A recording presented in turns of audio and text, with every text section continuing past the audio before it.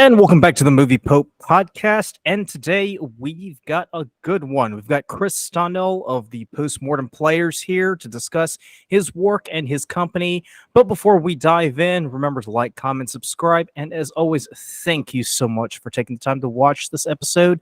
And be sure to check us out on Spotify as well as other podcasting platforms. And as always, thank you once again. And let's go ahead and dive in. Chris, how are we doing today? I'm doing great. It's my spooky pleasure to be here.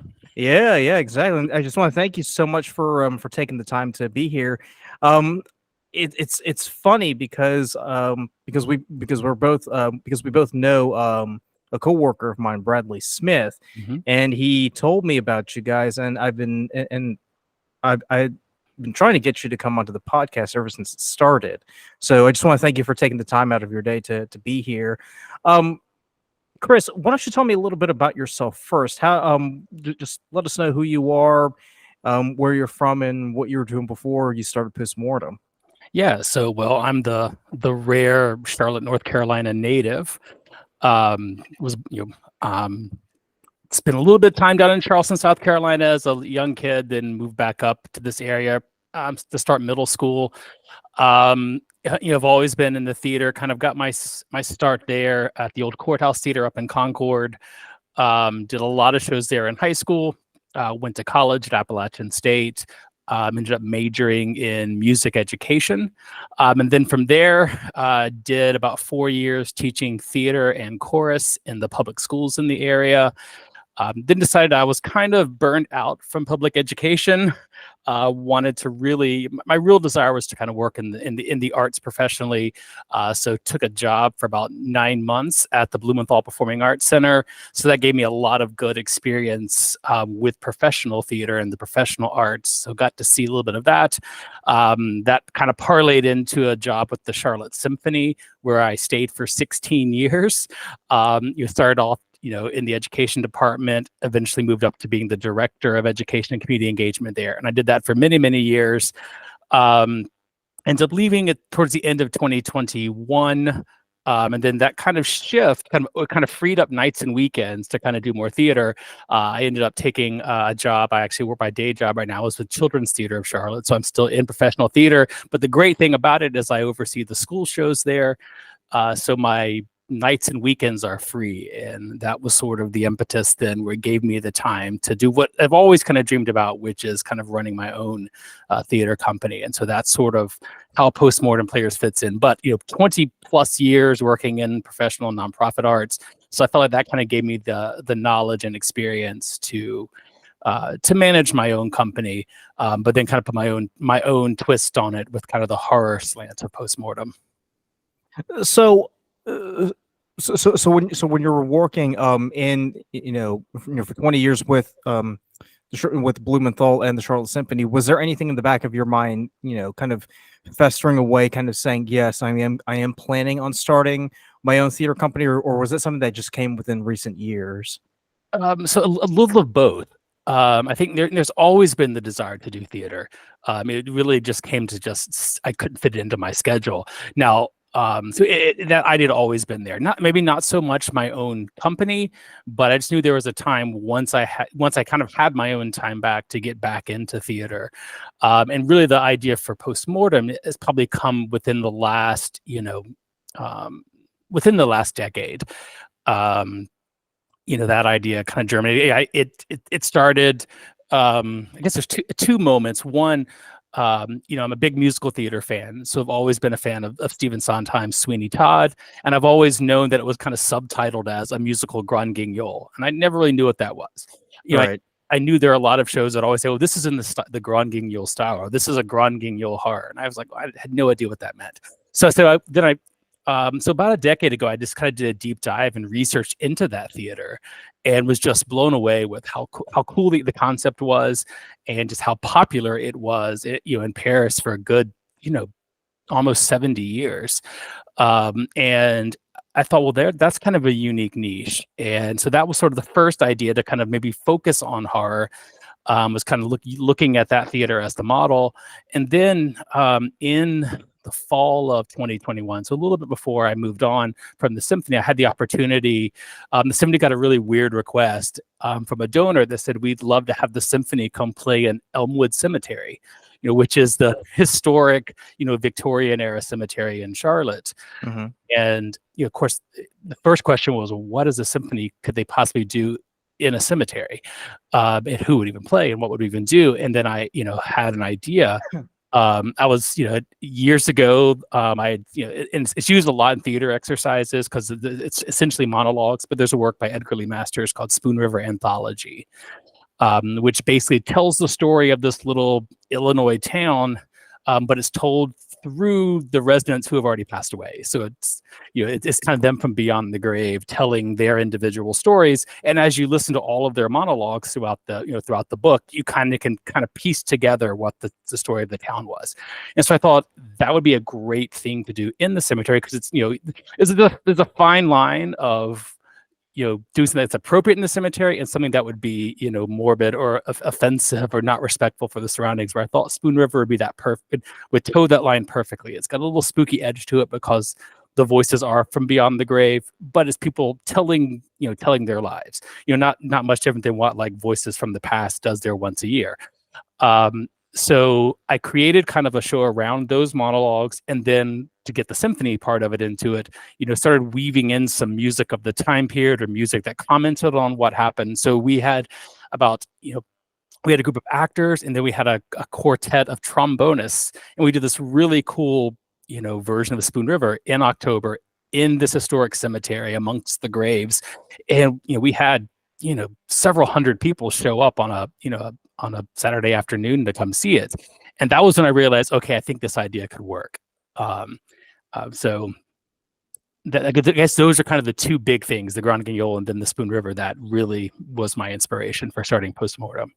And all this occurred, during the pandemic period too. So I can't imagine it was easy. No, yeah, we had, actually the Spoon River thing, the idea had come in 2020, but then with the pandemic, we could, there's no way we could do it. So then, so we pushed it to 2021. Still, there's still a lot of social distancing and things. So a lot of I think the majority of our rehearsals happened over Zoom. And the good thing is it was a production that could work in that format. Because since it was just individual monologues, I could just schedule a time whenever the actor was available. So could meet like on a Wednesday at 10 a.m. on Zoom, and I could go through their monologue and work on it with them. So it worked. And then we kind of just got together. And the good thing is it was outside. So that was another big bonus. Right. So when we did rehearse, it was a pretty safe environment to do the show. But, luckily it was very successful. And luckily the format of it kind of worked within the constraints of the time. Well, I gotta say, because because I did a little bit of research about Post Mortem Players, it's a very unique kind of theater company, because it's catering to this sort of Gothic macabre kind of storytelling. Why is it? Because it's very unique, to say the least. So if you look, you say you want to do some research to say, should I start a theater company? The first answer is usually no, or is you shouldn't start a theater company. Or if you do want to start a theater company, the first thing you should do is look at other theater companies and see what they're doing. So you're not duplicating it. Because running arts organizations, it's a very difficult thing. There's not a ton of money coming into arts organizations, and so it's always a struggle to survive. And we saw, speaking in the pandemic, lots of local theater companies kind of go belly up because of the lack of revenue streams that were coming in. Right. So it's a very challenging field. And what I didn't want to do was just say, I didn't want to do if I'm just going to throw another company into the same pool, competing for the same audience, for the same kind of shows, and just continue to thin out the audience pool. I wanted to do something different, and I've always had this love of horror. Not that I didn't love horror theater always, but the horror was kind of compartmentalized on one side, and it was my love of theater and musical theater on this side, and there wasn't a whole lot of overlap here and there. But then when I started having looked at the Grand Guignol stuff, I was really inspired by that. I said, I think, there are definite reasons why that stopped working in Paris, but I felt like this time, is right. I mean, horror is such a popular genre. You could have movies that have terrible, it's almost Rotten Tomatoes proof, a lot of movies. and I feel like the audience, while there is some overlap, there's a lot of the horror audience who's isn't patronizing theaters. And so I was like, hey, here's a way I could kind of carve out my own little niche, maybe help attract a brand new audience who's not, accustomed to coming to the theater. And I'm not, causing this big threat to the theater ecosystem, by just adding one more mouth to feed. So those are all sort of all the reasons that went into it. And I was pleasantly surprised. I kind of launched it, with, on a wing and a prayer. With I didn't have a whole group of investors or a group, whatever. It was just me, and seeing the response to it and the amount of people that have just kind of come out of the woodworks who said, this is a really cool thing. I'm really inspired by this. I really want to be a part of it, has really been exciting. Yeah, and I can't imagine it's easy either, especially in your neck of the woods, because I've always thought, if you're going to start a theater company, obviously you're going to start it in a bit, a major city like New York, or even in a place like Charlotte or Winston-Salem or Greensboro or Raleigh. So can you kind of like go into detail as to what it's like to to run a theater company where you are in North Carolina? Yeah, well, I mean, the good thing is there are horror fans everywhere, and if I'd been in some of these other big cities, someone may have there's a chance someone's done it before, or there's just so much volume of theater that you're not going to be seen. So Right. I always thought that's one of the great things about Charlotte. Charlotte has a lot of history. It's been around a long time, but I feel like on the art scene, it's still relatively new. So there's a whole much, more opportunity to kind of be different and be original and be new and bring something that the community hasn't seen before, because you're not in New York following on the the heels of 200 years of Broadway or something. There is an opportunity to to kind of to do something unique and stand out.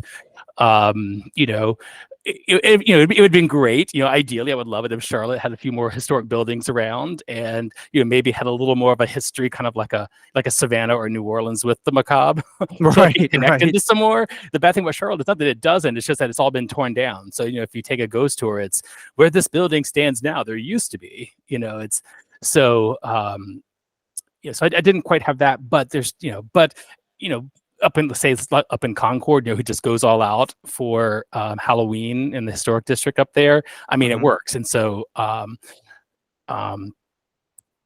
so I think that it's sort of those things. I say, it's not perfect, and Charlotte has a checkered relationship with art support over the years, but I'm kind of hoping that this being so unique and so different, and hopefully engaging a different type of person will help make it a success around here.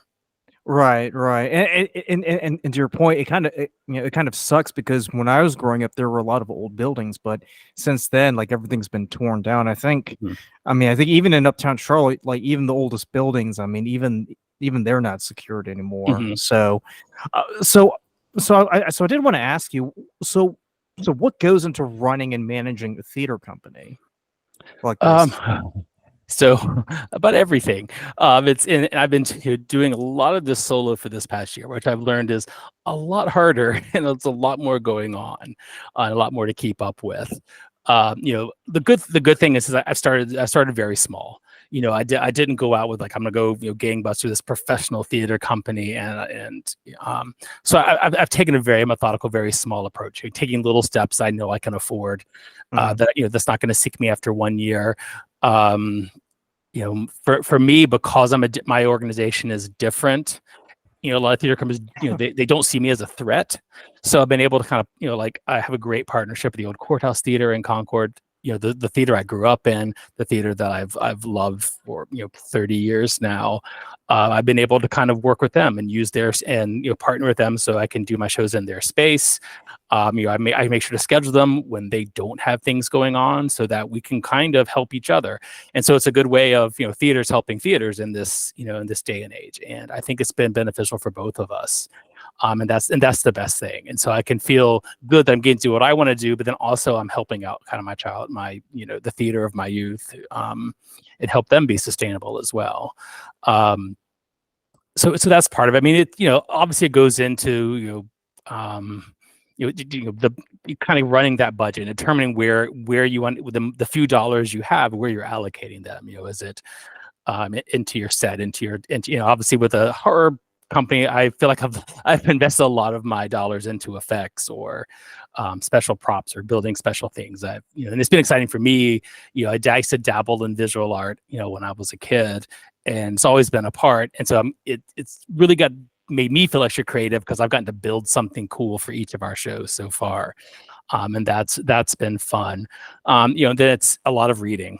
Trying to just make sure that I'm aware of everything that's out there, and reading it and saying, could this work? Is this a no? Is this something that, I need to build a larger audience down the line?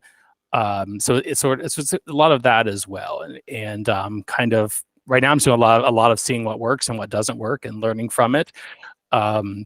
But the biggest thing is just with any arts organization, it's just managing that, those dollars and that cash flow, and just making sure that you're can stay afloat and you're not making poor decisions, and you're being very frugal and with how you spend.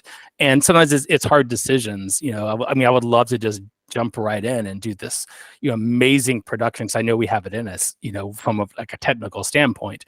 But I know if I do that, it just raises that risk way high. So it's it's gradual steps, and that'll hopefully pay off in the long run with a very the successful foundation in theater. Yeah, and so I do want to I do want to sit on this for a second about the business aspect, just because when I've spoken with filmmakers in previous interviews, they tell me that that's usually the number one thing they have to focus on first whenever they're trying to get production started. In terms of theater company, and this might be showing my ignorance, I've always assumed that you guys have had to rely on grants from towns and cities. How are you guys receiving and managing cash flow in order to stay afloat? Yeah, so yes, the short answer is yes.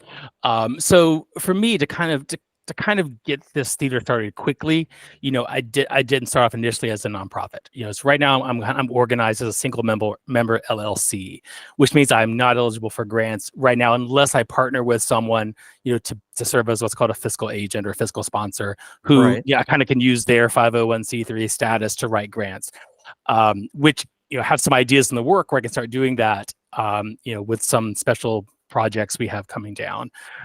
So it's it maybe is a little bit, I don't want to say naivety, because I've obviously been in nonprofits all this time. And but yeah, I really am looking for it. And my goal maybe down the line is to eventually reincorporate as a nonprofit so that the grants are opened up. But so that has been the challenge, because I've sort of been a little bit hamstrung by, almost depending 100% on ticket sales. Because I don't have a way of taking donations or receiving grants or things like that. It's worked so far, because I've kept things relatively small, but I don't think it's not, this model is not sustainable for the long run. I don't think, because basically keeping this model forever means I'm running the model of like a Broadway professional theater, which I don't think there's not the ability to sustain that forever. But I think in the short term, I didn't, I was afraid if I kept waiting and then I would lose that momentum and it might never get started. So I'm like, I just want to just take the chance, get out there and do it. And if, I should know within a year or two if this is a big disaster, or if it looks like it has some legs and it'll succeed. But yeah, I mean, grants are an important way, because when you look at a nonprofit, I think that is one of the biggest misconceptions, is that, you're just selling tickets, you can make everything by ticket sales. You can't. Ticket sales at most should be 50% of your revenue. I mean, the goal would be to have either 50% or even as much as 2/3 in unearned revenue, or grants and donations and endowment funding, because that depending solely on ticket sales means you essentially have to hit a home run in every production. And theaters that have to live that way, it almost eviscerates them artistically, because they're so afraid of taking risks. yes, could you feel, I've been in the past, I've been kind of given the mandate, we need a cash cow that doesn't cost very much to produce. Well, that very rarely exists, because if the theater licensing companies knew they had a cash cow that was cheap, they're going to raise the money so they know they can make what it's worth. That's why that unearned revenue is very, very important, because that's when you can take these artistic risks. You can say, okay, this show, maybe it's not going to sell as well from a popular standpoint, but it's really important for our mission, or really important to develop new audiences, that we do this production. But then you have that, but you're not as dependent on ticket sales to make goal for that. Right, and the reason why I ask is because usually when it comes to theater companies, obviously ticket sales are pretty important, but they don't make up the entire, exactly, I guess, revenue stream. Yeah. So that's the reason why I was curious. So I want to shift gears a little bit. I want to talk about production, because I remember Bradley telling me last year that he was in, I think it was either one or two productions, and they were Christmas ghost stories. Yes.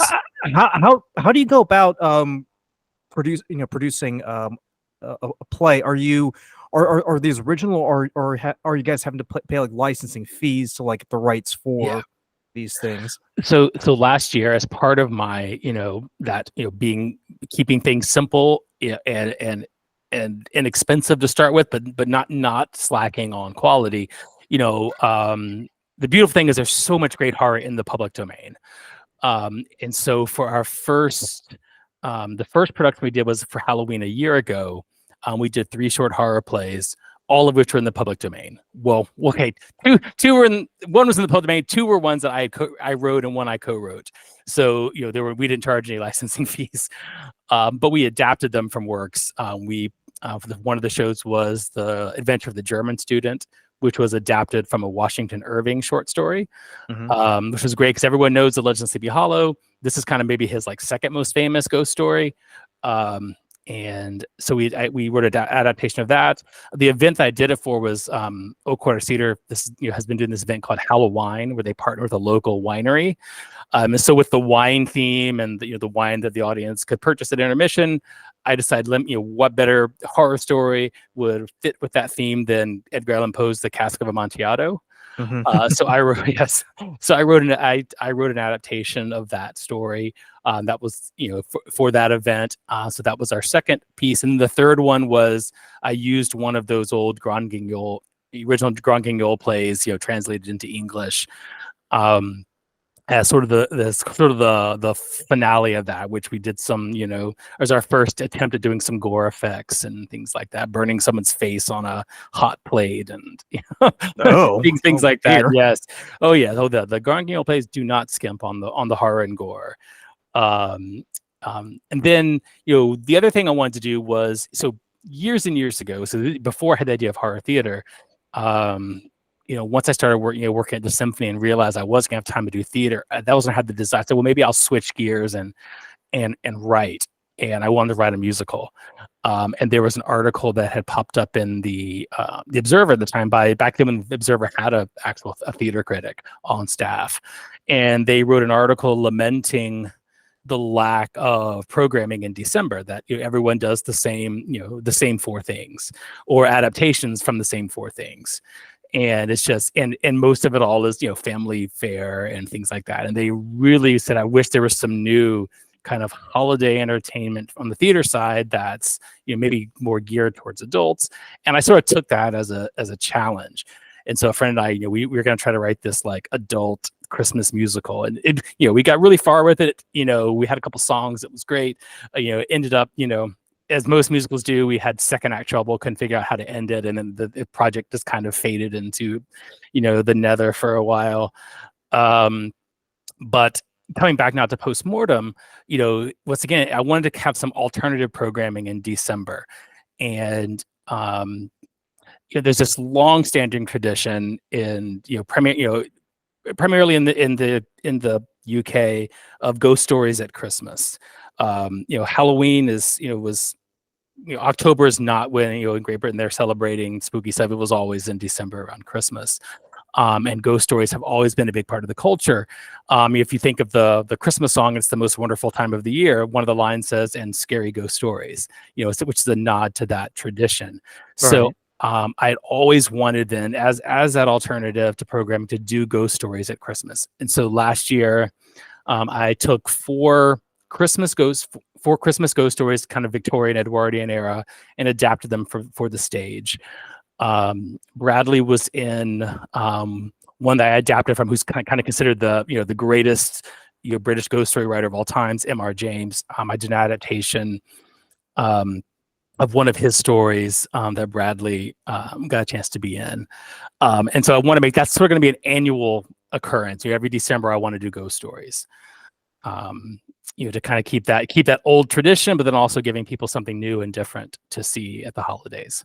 Yeah, and I kind of feel like, well, at least for me anyway, I kind of feel like, once Halloween comes around, the energy shouldn't end. It should continue, because I know, because to your point, because I know in the UK, even though they don't put that much emphasis on Halloween, they do put a lot of emphasis on ghost stories in December, like you said. Mm-hmm. But they also put a lot of emphasis on Guy Fawkes Night, which is November 5th. Yeah. So, so I'm really glad to hear that the Halloween spirit doesn't die on November 1st. So I want to ask you about your current productions, because you did tell me in an email that you're working on something called Catch the Butcher. Can you tell me a little bit more about that? Yeah, so Catch the Butcher is going to be our entry into the Halloween event for this season. So we're really excited to partner with the Old Courthouse Theater again. It was really successful last year. We're excited to be back with them again this year. And the play we're doing is a play that played off Broadway in 2015. It's called Catch the Butcher by Adam Seidel. It's sort of a dark comedy that's kind of one of the taglines says it's kind of a mashup of The Silence of the Lambs with modern suburbia. So it also ties in really great now with today's obsession with true crime and serial killers. So the story essentially centers on a woman named Nancy, who kind of feels like her life is meaningless. She's just kind of sleepwalking through reality. She's not really making an impact. And, she's starting to doubt what's her even purpose of being around. So she becomes obsessed with this serial killer operating in their, Texas town.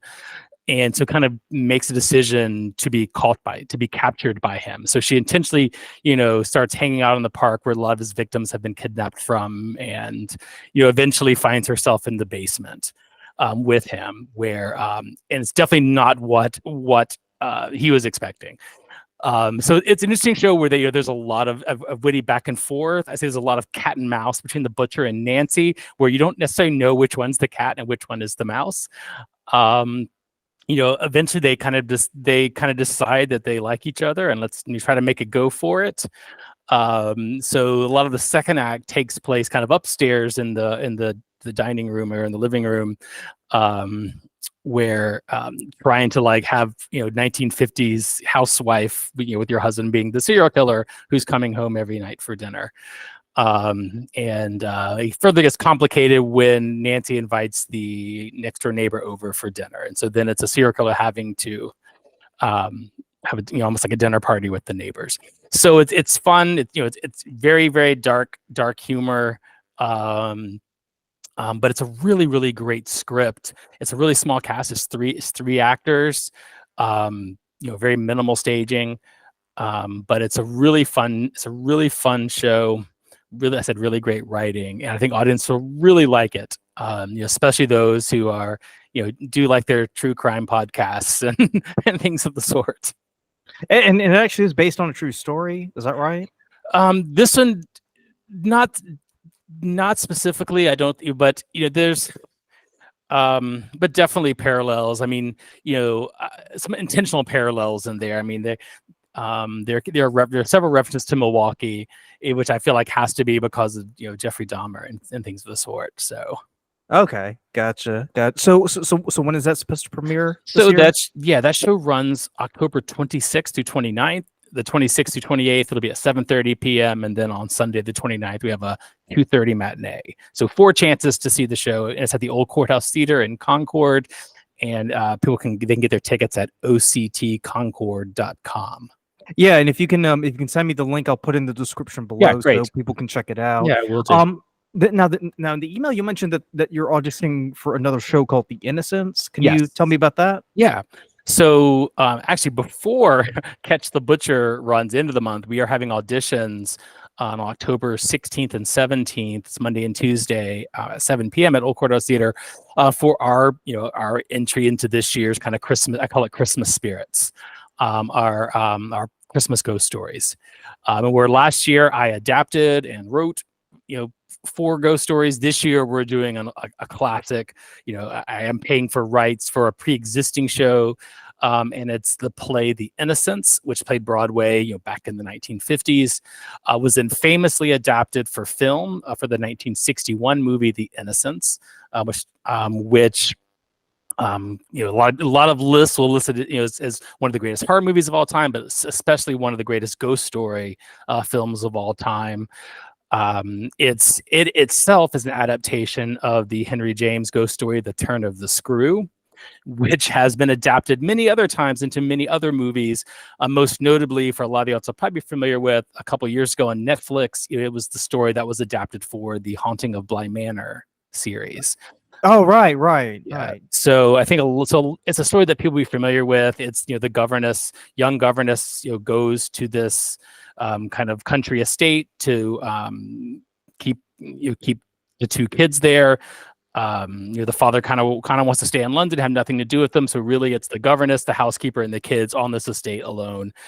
And the kids, whether it's in her mind or whether it's actual ghost, or she starts to believe that they are being possessed by their former governess and the former gardener, both who have since died, and that it's their ghosts, inhabiting the children. And so it's kind of she feels then it's her job to try to save their souls from this possession by these 2 ghosts.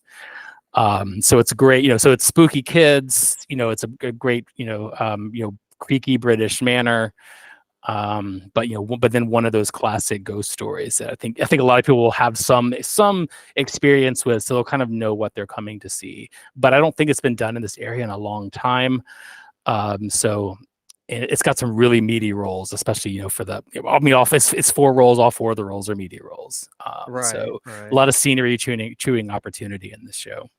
And you said that's going to be for your Christmas, Christmas horror play. Yeah, that'll be our Christmas. I call it my Christmas Spirits ghost Christmas story, Spirits. And Gotcha. it's going to run December 14th through 17th. Kind of a similar thing, the 14th through 16th at 7:30, and then the Sunday matinee at 2:30 on the 17th.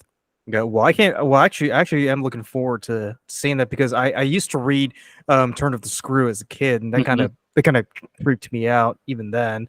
And it also kind of and it's kind of appropriate too, saying as the Exorcist believer just came out the fall yesterday, so that should be kind of interesting to see, possessed kids, and that kind of stuff. So I do want to move forward. I do want to ask you about about production itself. So from what I understand right now, I mean, what you're doing is both a combination of original material as well as adaptations. Have you or are there any plans in the future to kind of work with playwrights in the local area to adapt their work for the stage? Yeah, I mean, my ultimate goal, I would love to kind of almost have this as a writer's theater in a way, because as a way to kind of help get new horror works into the world, whether it's through adaptation or whether it's original works. And the cool thing is I've had several local playwrights kind of reach out to me, with interest in those areas, and so that's really exciting because horror is a universal emotion. We all experience, or fear. So fear is a universal emotion. We all experience fear.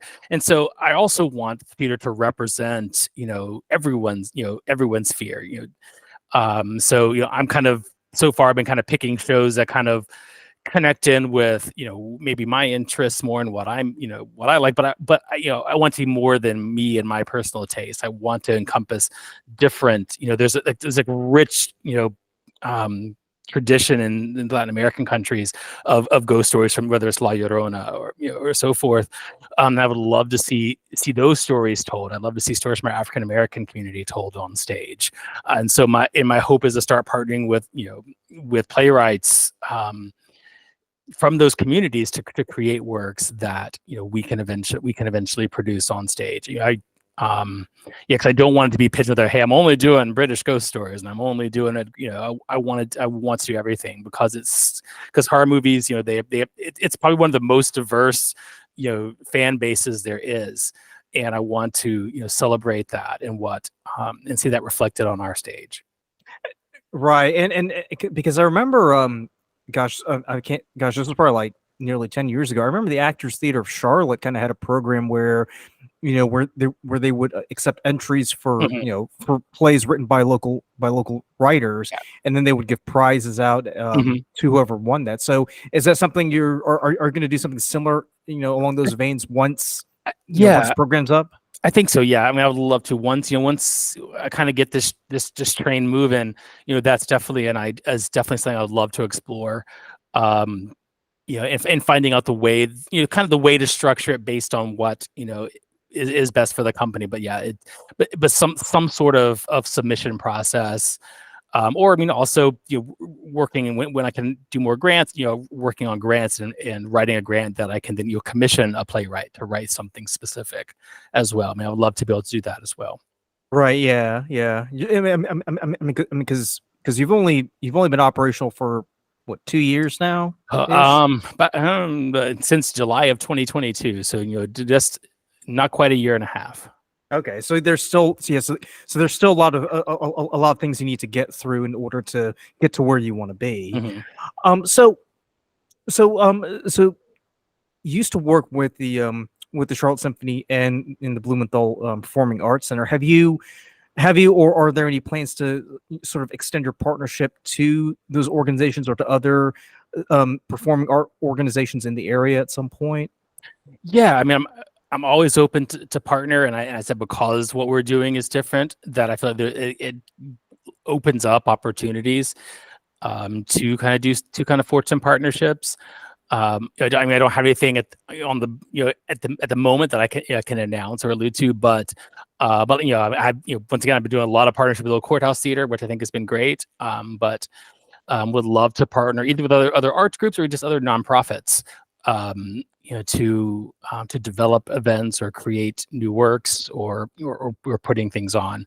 But yeah, always open to partner. I mean, that was when I was at the symphony, my as my job and as education community engagement was community partnership. So I have a lot background and experience in kind of maintaining and creating and maintaining partnerships. So it's something I want to continue at Post Mortem Players as well. Yeah, because because you said you're either are you still with or did you leave Children's Theater of Yeah. Charlotte? So I still work for Children's. I work for Children's Theater. That's my day job because postmortem. I would love for it one day to maybe be a stream of income, but right now it's more like just a passion project. I'm the good thing is I don't need it to make money currently, so it gives me a little more flexibility to build it at the pace it needs to build it, so it doesn't have these financial constraints. Obviously it means I can't put as much time to it maybe as I always want to. But yeah, so Gotcha. Well, I mean, of course, I gotta say, what you're doing is really, really exciting because as far as I know, I haven't really heard that much about any horror themed acting companies mhm. in the country. So I think what you're doing is pretty exciting. It actually kind of reminds me of the conversation I had yesterday with Tiffany Albright from the Queer Fear Film Festival Mhm. about creating, a horror themed performing outlet that's focused on a niche audience. I think what you're doing is Mhm. pretty amazing. So major props to you. Um, so Chris, if people want to reach out to you or they want to learn more about postmortem theater, how can they do that? Well, the easiest way is just to go to our website, postmortemplayers.com. Or they're welcome to email me, Chris at postmortemplayers.com. I definitely have, or through any of our social media channels, Instagram, Facebook. We're easy to find. Yeah, and I'll put them down in the description below so people can reach out to you. So seeing as it's October and we're marching slowly towards Halloween, um, are there any particular movies or TV shows that stand out to you that you want to gush about? Ooh, let's see. Well, I'm looking very much forward to the Mike Flanagan Follow the House of Usher that's coming out next week. Oh, that's right. That's right. Because I've been a big fan of his work, even before The Haunting of Hill House. The fact that he was able to make the second Ouija sequel very watchable and enjoyable, to me, that's a miracle working. So I'm very excited to see that. Some of my favorite films. Oh, good question. It's always like picking your favorite child, because there's so many, and if I say one, it's like, oh, I forgot about this one. For this season, I love I think it's 2007, the Trick or Treat movie, the great anthology film. To me, that one just exudes Halloween. So if I had to pick kind of a truly Halloween film, that's my favorite. Some other favorite horrors. I love 1985's Fright Night. Not as much the remake, but I love the original one. It's got really great, well-written characters, really great special effects, great practical effects for the 80s, and it's a really good script. It's one of those movies that I feel like would be great on stage. So, so I'll always push that. So those are a few that I definitely enjoy watching. And well, another thing I was going to ask too, because are you a Poe fan? Because you seem like the kind of person who would enjoy an Edgar Allan Poe, either story or movie or TV show. Yeah, I'm definitely a Poe fan. My parents, I think, probably late 80s, got me the complete works of Poe as a Christmas present one year. So, I've been enjoying horror since a very young age. That's a topic for another time. I can talk about all those influences, all those things from my childhood which shaped me. But Definitely. I think I've definitely always been a Poe fan, and for sure.